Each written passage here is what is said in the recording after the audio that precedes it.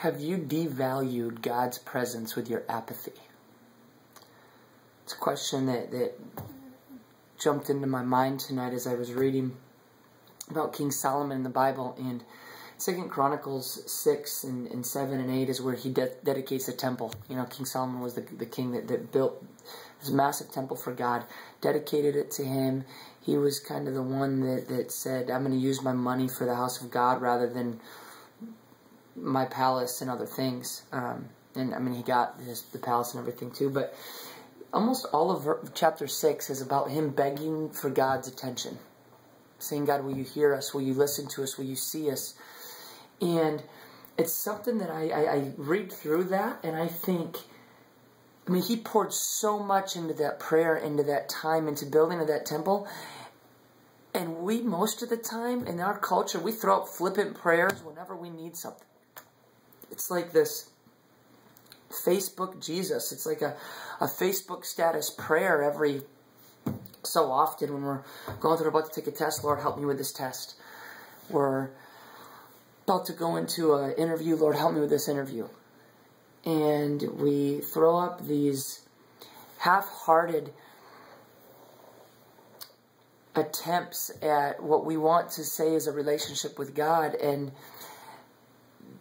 then we get mad when things don't work out how we want, or we wonder why God didn't show up, or why God didn't do what he was supposed to do. And you know, a little bit deeper today than I guess normally we go, but I want to, as the question popped into my head for me, the question for all of us is, has our apathy devalued God's presence? Have we taken away the reality and the value of what it is? Because it's a significant thing, and it's not to be devalued. It's not to be thrown up in a moment just because it's convenient. God's presence is to be understood and valued in such a way that we realize the significance of the fact that this is, we're not talking about a golden calf that someone created and that we put up in a statue that we look at. We're talking about God, the creator of the universe. And rather than us jockeying for time with him, he has to jockey for time with you. The creator of the universe has to try to fight to get into your schedule during the day. He's trying to fight to get into mine. He has to try to creep into our life because we pack it with so many things.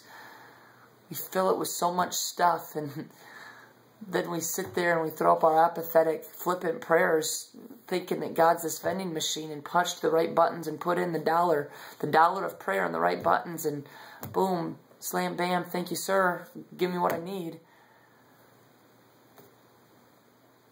Crazy part is after he says this, and we're going to talk about this Wednesday night, Verse 7, or chapter 7, verse 1 says, when Solomon finished praying, fire came down from heaven and consumed the burnt offerings and the sacrifices, and the glory of the Lord filled the temple. And when you look at that word in the Hebrew, the glory of the Lord filled the temple, it meant that God physically was there, that he physically showed up in that room. Now, I don't know about you, but I could use a physical visitation of God. I think all of us would say that we could use a tangible God to do something significant in our life. The difference is I think he's waiting for us to do something tangible to receive it.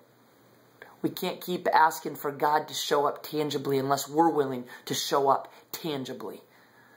And understand that a flippant prayer throughout the week and singing a couple songs in our church service isn't giving the proper value to the presence of God. Solomon understood it, and I believe it's why he was so blessed. So today, will you continue to allow your apathy to devalue the presence of God?